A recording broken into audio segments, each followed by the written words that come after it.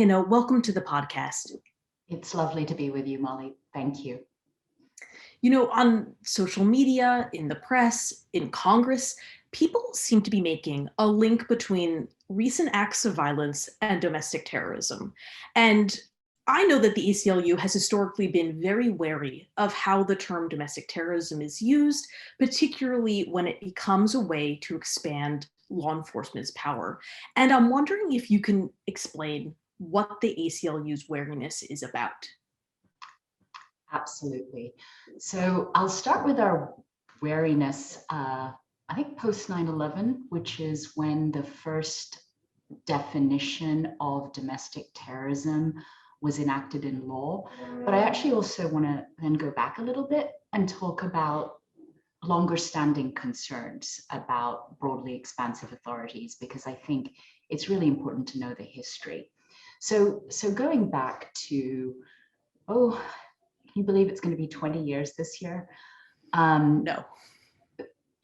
It's something that's actually, top of my mind these days as I think about what needs to change and what hasn't changed. And really going back to domestic terrorism, post 9/11, Congress passed in the Patriot Act a definition of domestic terrorism that is really very, very broad, and it is vague.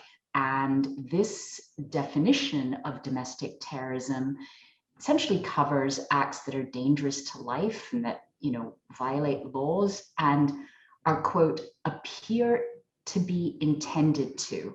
So when you think about appear to be intended to, right, in the eyes of whom? Well, the definition goes on to talk about intimidation or coercion of civilian population, influencing the policy of government, affecting the conduct of government through violence. And when I'm laying these out, the sort of elements of this definition, I hope you see how these terms are really, really broad. And in the post 9/11 era, federal law enforcement agencies have for years used this definition and claimed extremely expansive authorities to investigate not just domestic terrorism, but also international terrorism. And our concerns arise from the fact that this is vast authority which has been deployed disproportionately, wrongly, and unfairly against Muslims, brown and Black people, communities of color, and also immigrants. And perhaps we can talk about how broad that's been in our conversation with examples, but the definition is broad and it has been used in ways that harm communities of color and target people whose views the government doesn't like. And Hina, can I ask you to pause right there and just give a couple examples? Because in the definition, they lay out some of the areas where domestic terrorism, where something could be considered domestic terrorism. And I read animal rights, I think environmental rights. Are there examples that you can give us to give a sense of how this broad definition encompasses so many groups who may not agree with the government, for example? Yeah, so the definition itself, like a lot of definitions in law, is really just broad, right? It doesn't actually specify groups we agree with or groups we disagree with. People we may like, people we may not like. The definition has to be applied. And what happens is that law enforcement agencies use this definition in order to investigate. And they use investigative authorities that also in the post 9/11 era have been broadly expanded, right? So this is part of an interconnected framework of laws and authorities. So think about the definition sort of at the apex and what are the other things that come out of it? Well, and I'll get to your question about examples, but also in the post 9/11 era, the FBI, for example, claimed even more expansive authorities than it already had. It loosened safeguards that had been put on it after an earlier era COINTELPRO and investigations into the civil rights movement, abusive investigations into the civil rights movement, anti-war activists after the Vietnam War.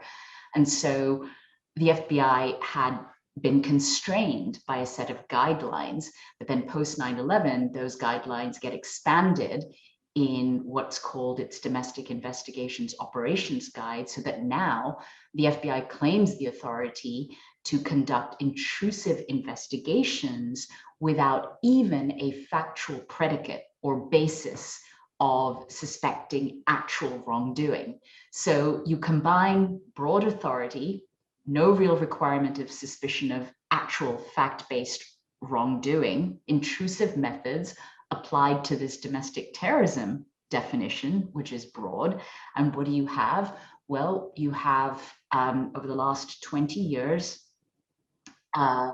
investigations of environmental activists as potentially engaging in acts of violence that might intimidate or coerce a civilian population or influence the policy of government. You see, I hope, how broad this is. Other examples over the last years have included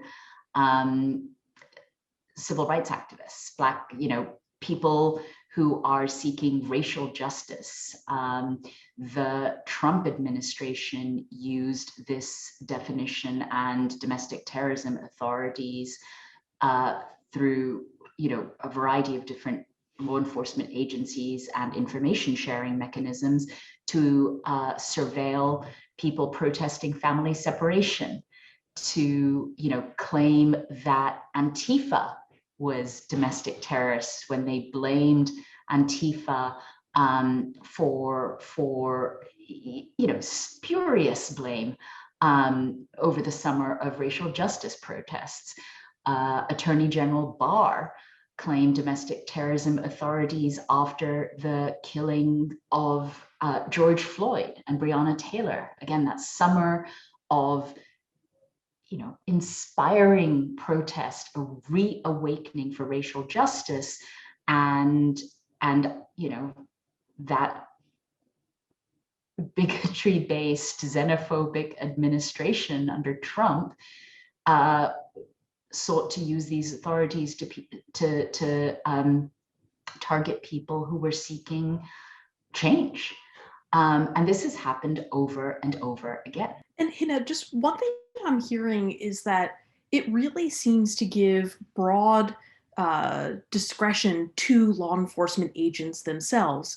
And, this seems like a worrying phenomenon because you don't know who is in that position of power. I mean, we know from the Capitol attacks on January 6th that some of the participants in those attacks were members of law enforcement. So I'm curious if that's also sort of a consideration in how we look at these expanded law enforcement powers. It is a consideration. I would go a little bit deeper than that, in that what you have is a vague and overbroad definition, claims of authority by law enforcement in a society that is still, suffering from structural racism, in law enforcement agencies and entities where I think they're only starting to, and a lot of them haven't even acknowledged that structural racism applies to them, And so when I think about this and think about how this has played out, not just in the last 20 years, but also our longer history of who people in power think of as a threat in this country, who they think of as a national security threat, another very, very broad term. It has been communities of color, Black and brown people. Post 9/11, we exacerbated scrutiny of Muslims in the people whose views and very being was seen as a potential security threat. So I would say that we combine the ongoing issues of structural racism with vast authorities using intrusive methods. And that has been one of the things that, we at the ACLU have been working on, challenging, seeking to overhaul over the last 20 years, but also longer. So then you get to January 6th, you get to a horrifying event, the insurrectionist mob attacking the Capitol. And we hear policymakers and pundits seeking to expand domestic terrorism authorities, apply the label, and provide agencies with even more power. And that's a problem. It's a problem for the reasons that we've just been talking about. It's also a problem because the issue is not that law enforcement agencies do not have the authority to investigate white supremacist violence. And I want to be very specific because too often the government isn't specific, right? Law enforcement agencies aren't specific. What we're talking about here is white supremacist violence, bad conduct.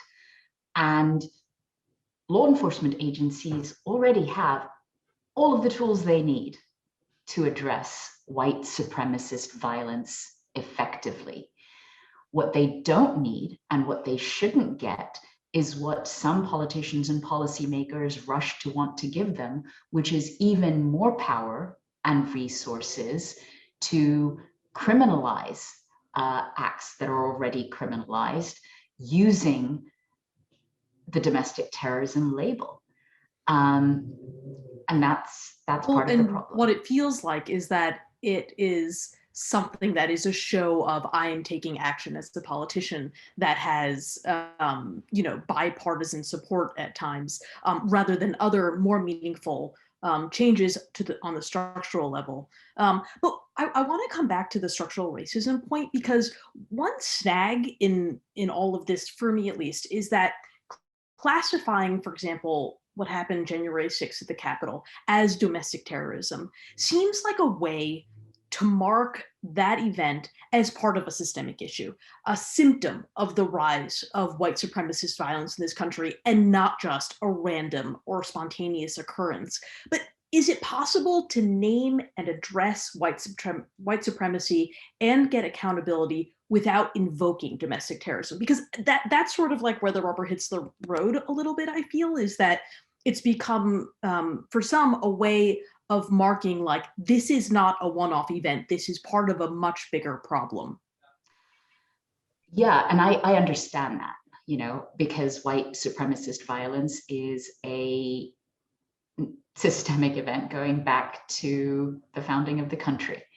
And I don't think we can, I think we've got to recognize that is inherent to bad acts, criminal acts that have happened over and over again. But you should also, I think, we should also recognize that, again, in the post 9/11 era, calling something terrorism, I get that impulse, right? Because we're all still in the throes of a national response where the kinds of authorities that were put in place post 9/11, right, that terrible thing that happened then, still is a very important part of our world and psyche, right? So there can often be a desire on the part of well-meaning people to say, I want to signal how much I care about this, and I want to use the terrorism label. And I get that, right? I tend to not want to tell people what labels they should use or not use. I think that's an ACLU part of me. But I think what we've also got to recognize is that when we talk about domestic terrorism, we're talking both in plain language and rhetoric, and also legal authorities and frameworks. And there is a deeply problematic way in which the terrorism discourse happens in this country. Over and over again, too often, it has been applied to Muslims in the post 9/11 era, right? That is the same kind of discourse that has harmed people. And it has done so through legal authorities and frameworks that define terrorism vaguely and broadly. And in some sense, that's also a little bit understandable. And let me explain why. Terrorism is, in essence, political violence, right? And so when we try and capture the politics of violence, it turns out we're not very good at it. There's a reason that there is not, for example, an internationally accepted definition of terrorism. Because if you think about it from the international perspective, countries are very political about what they call terrorism, what they don't. And for me, that was actually a formative thing growing up before I even knew these dynamics, because I didn't grow up in the US. I grew up outside of the US. I came here for college, and much of my political and social justice awakening came because I grew up in Southern Africa during the period of apartheid, and seeing the horrific injustices, what it meant to be banned, and what it meant. Growing up for me was the South African apartheid regime calling the African National Congress and freedom fighters terrorists, right? And so I grew up very suspicious of state labels and state power being used in those abusive ways to censor people asking for, crying for, dying for equality. And came to this country, for an education and all of those other good things, and ended up staying here. And then 9/11 happens, and this is now part of my work, is to really interrogate, challenge, and prevent abuses of state power in the name of addressing terrorism and counterterrorism. And I know that's sort of a probably long-winded way of saying this, but there are deeply problematic racialized ways in which, in this country, given our history of who we see as threat, who we look at through a securitized lens, how domestic terrorism is used in law and in discourse. And that's why I'm very wary of it. And that in part because so much of my work and the work of my team and so many people at the ACLU is to challenge those abuses of power. And our work has been to overhaul these authorities, limit them, prevent them from being used for improper purposes to violate people's First Amendment rights of speech and association and freedom of belief and freedom of religion. And I don't think the answer to white supremacist violence can be ignore all of the bad things and apply this label to another group that we find understandably abhorrent,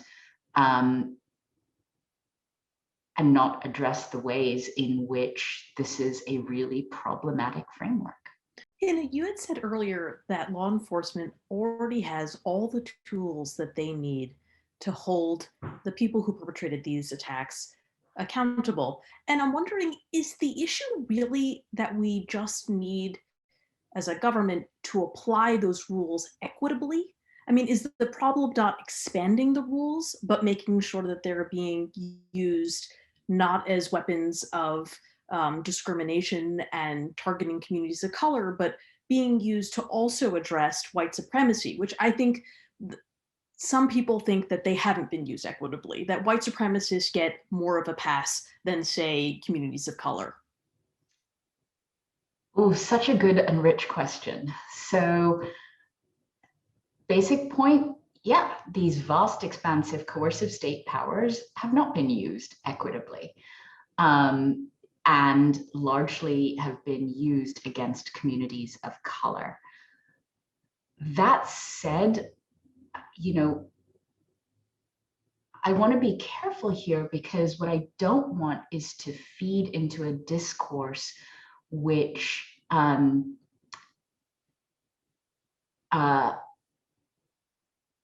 intersects with criminalization and over-criminalization, because part of what's going on in this country, which is long overdue and very necessary, is again to recognize, you know, you and I have been talking about essentially the intersection of counterterrorism authorities and the criminal legal system.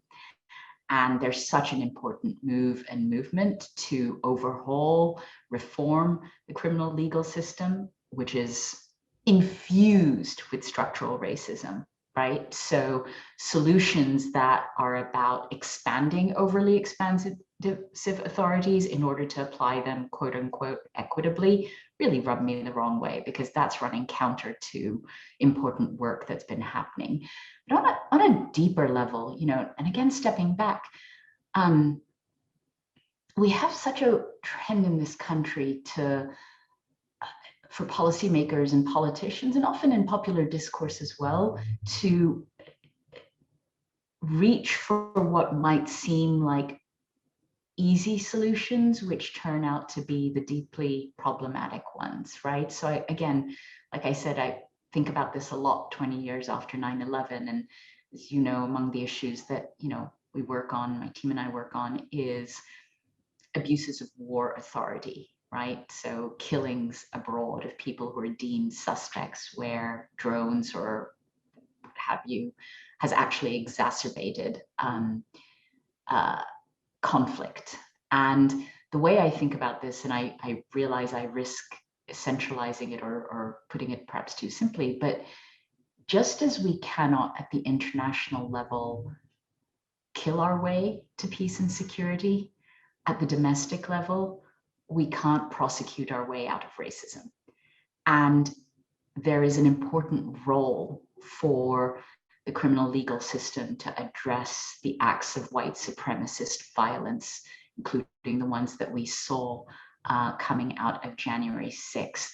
But we can't think that that is the system that is going to address the deeper problem of white supremacist beliefs, you know, because how that plays out is also voter suppression and racism that is harming people in public health, you know, thinking about access to all sorts of social goods.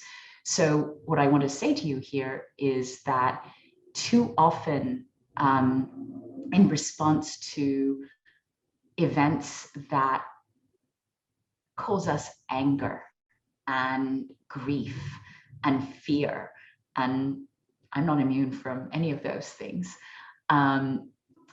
too often the response is to jump to and expand the criminal tools, apply more criminal tools, when truly the issue with white supremacist violence isn't that law enforcement doesn't have the tools, they haven't had the will.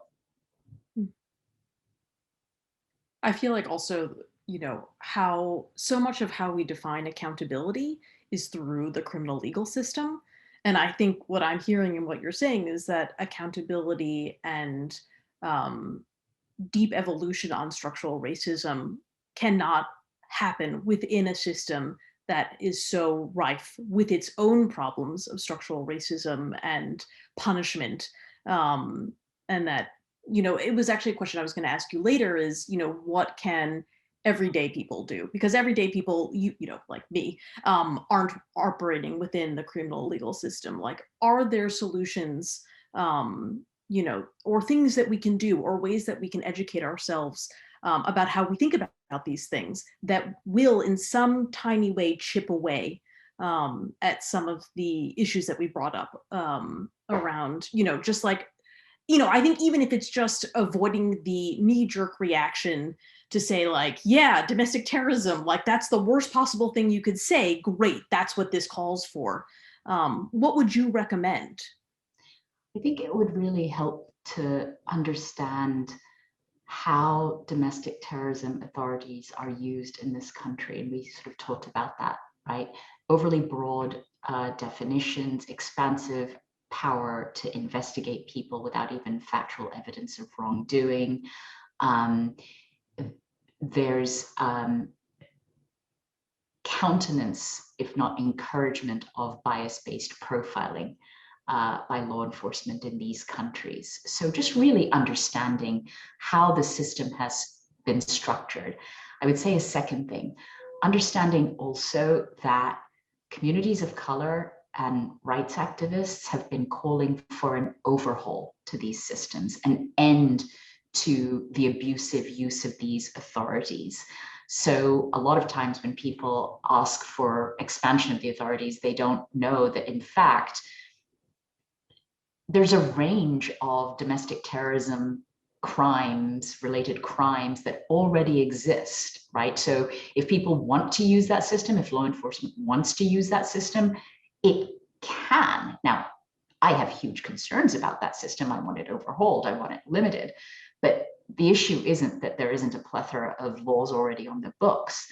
And also, I think to understand that the ways in which communities of color themselves have advocated for issues to be addressed, including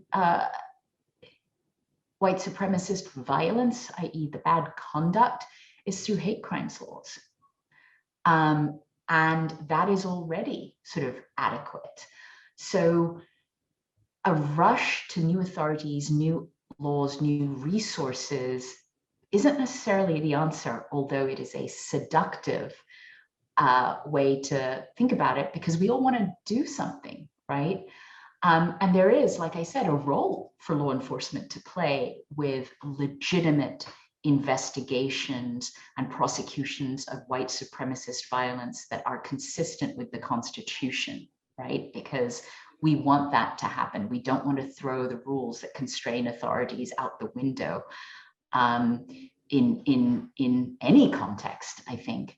And then there is the broader work that the criminal legal system can't do and shouldn't be doing on its own, which is the work of addressing racism in society. And that is work that I think many people are already doing and more people need to be doing, right?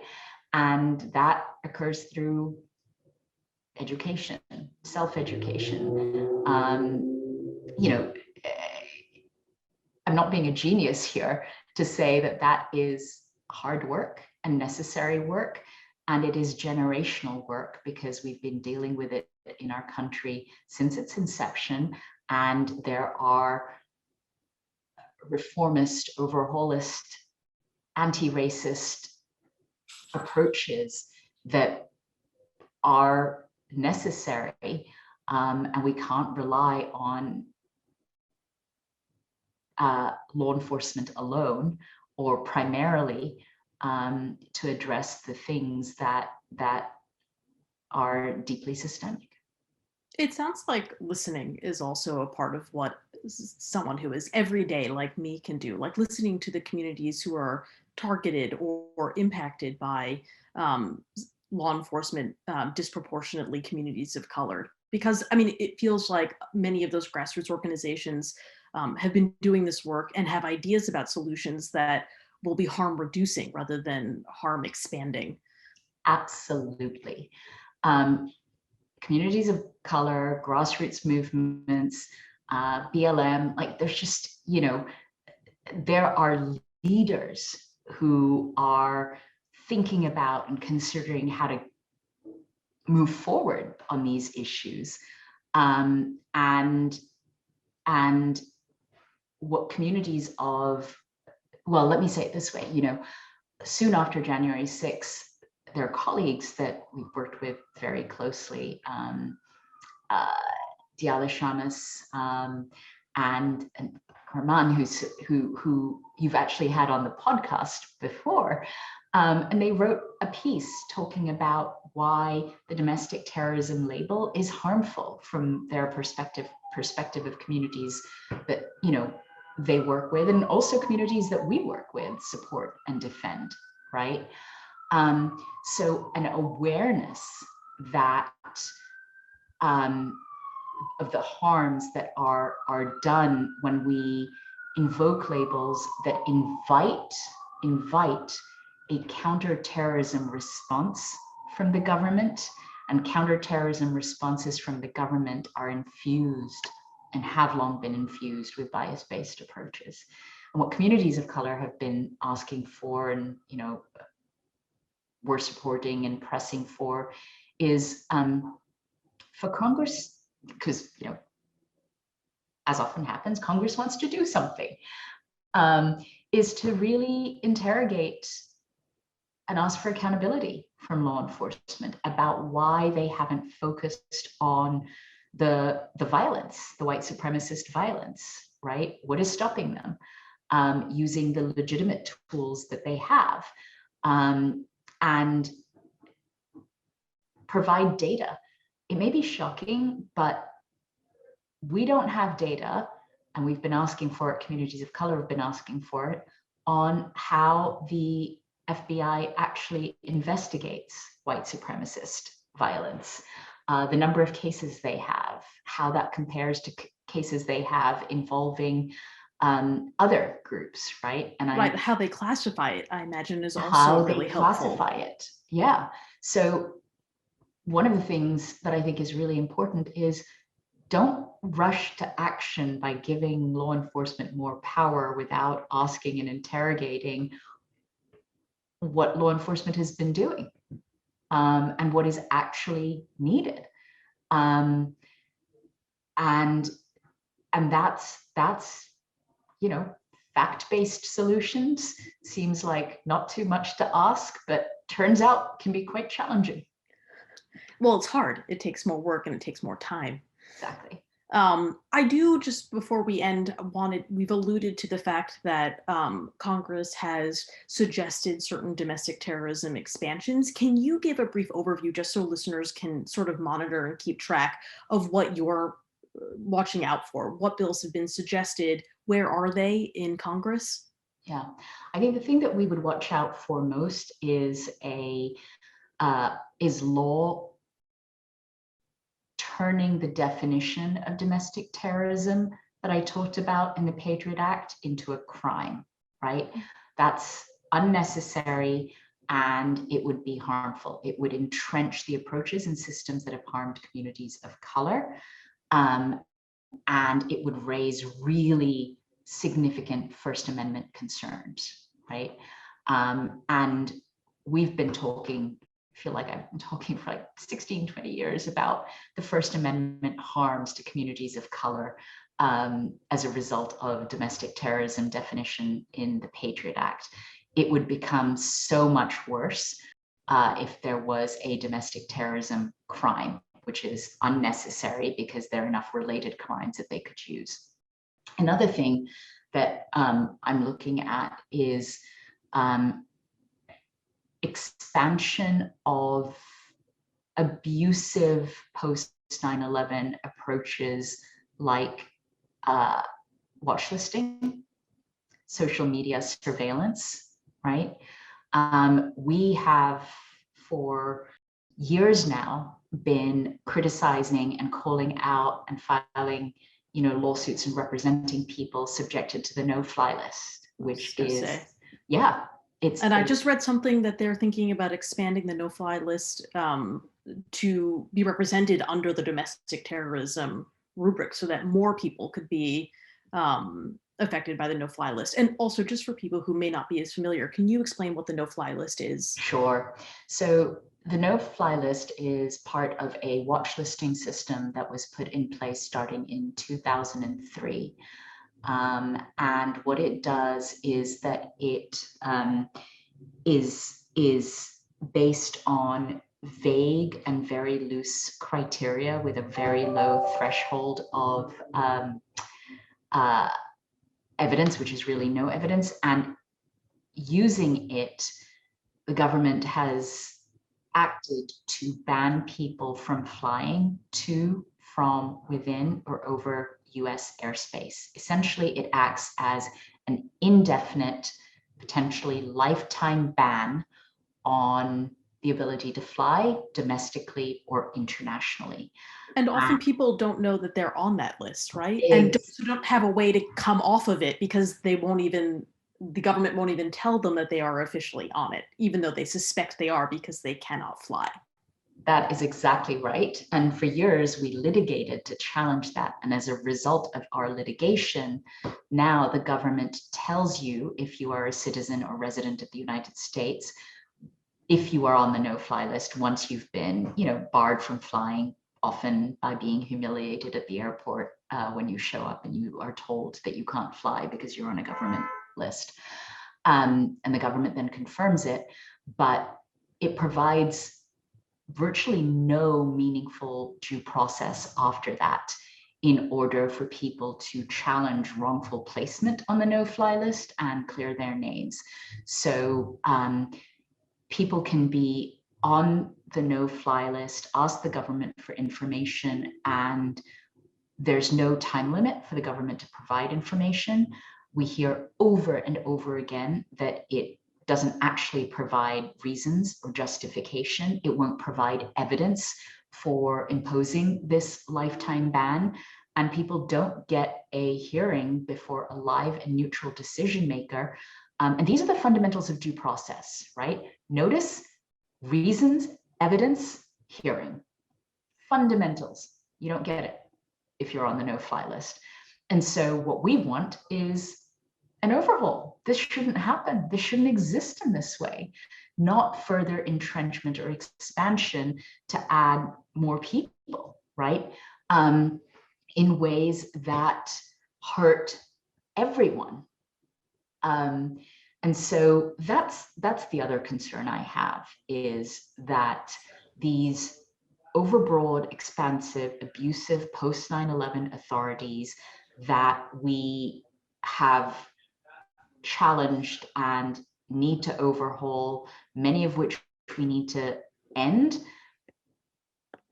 it doesn't help communities of color or anyone if we expand unfair systems, unconstitutional systems, wrongful approaches in order to address something that we despise. The people who will most be hurt by this are communities of color. One point I just want to end with is, I've been working with you, and I know you've been working on this much longer, but from an Obama administration to a Trump administration, now to a Biden administration. And one point that I think is really important in all this, and obviously right before that was the Bush administration and the post-11 Patriot Act that you referenced earlier. One thing that seems really important, especially for our listeners, is that it does not matter who is in office. This seems to be a go-to, the expansion of law enforcement powers and the potential harms it does to First Amendment, Fourth Amendment, 14th Amendment.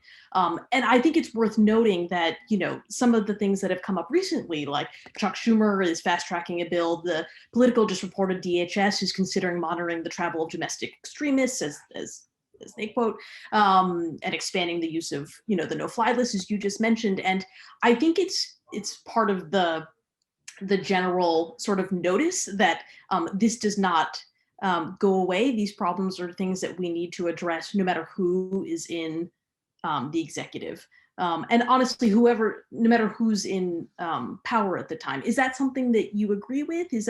I feel like that's a pitfall that people could fall into. Like, we get relaxed when it seems like someone who isn't as anti-civil rights is in office. It absolutely happens, and it is absolutely a pattern, because in this area, when we're talking about national security, right, which is what my team and I focus on, there is really unfortunate consistency across political parties and administrations.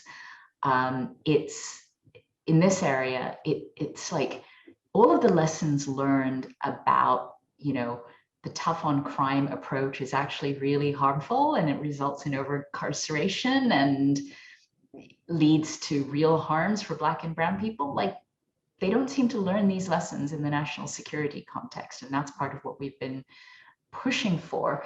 Let me tell you two sort of examples of that. A few years ago, when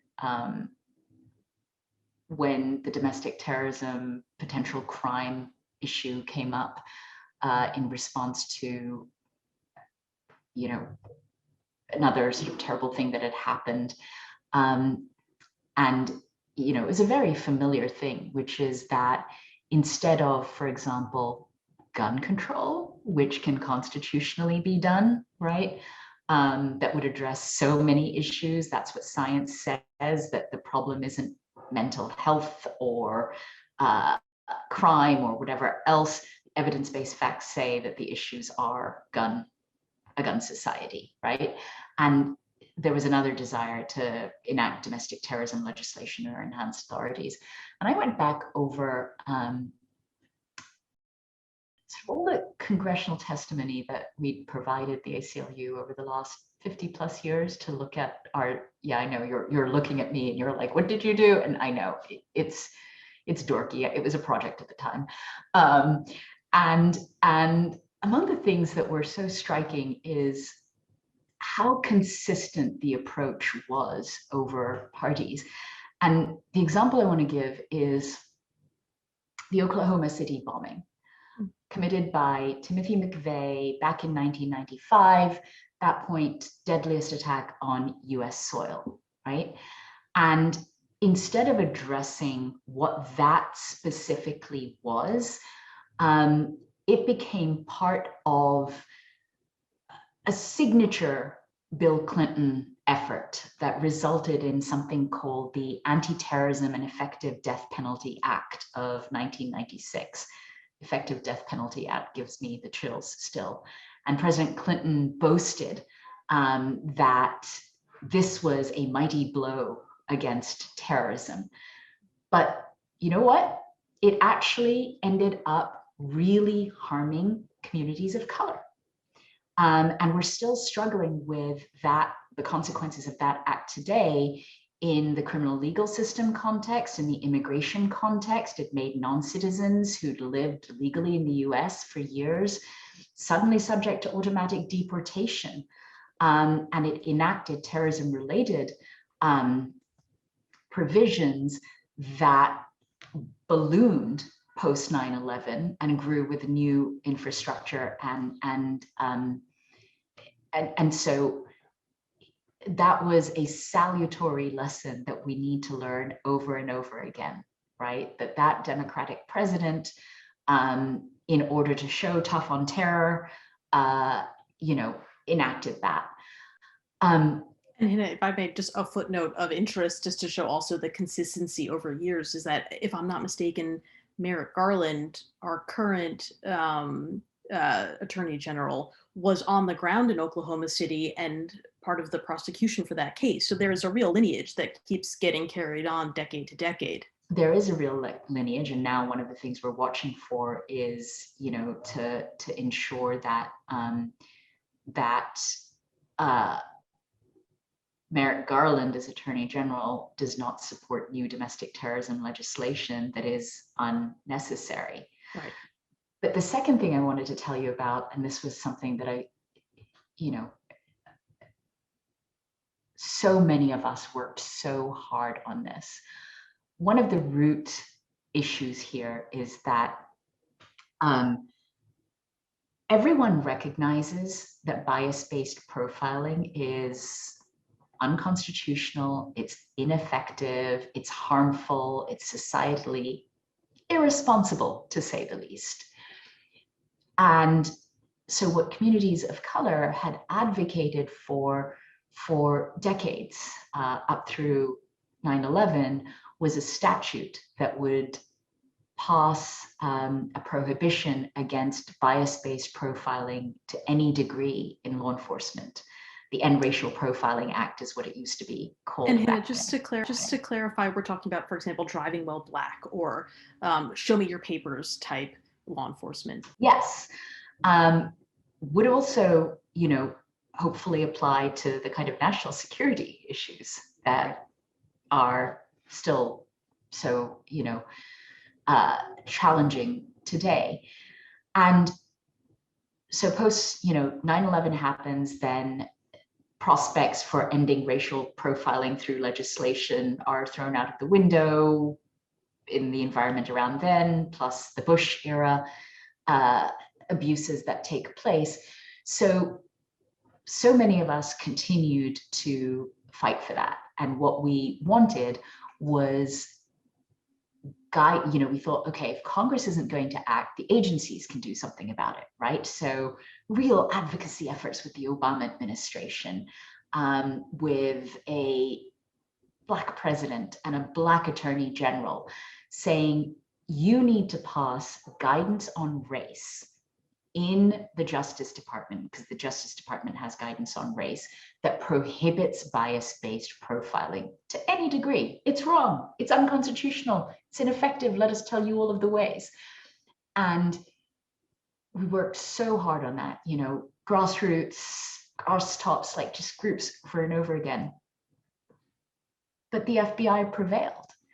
And so during the Obama administration, 2014, the Justice Department under Attorney General Holder issued guidance on race that laudably expanded the categories of individuals and protected characteristics against whom bias could not take place, right? They added gender, they added a bunch of that. All sounds great. They had a carve out for national security and the border. That carve out also gets adopted in similar ways by the Department of Homeland Security. So now what you have is guidance on race that was put in place during the Obama administration that essentially is read to permit bias-based profiling in the national security and border, read immigration, read border entry contexts.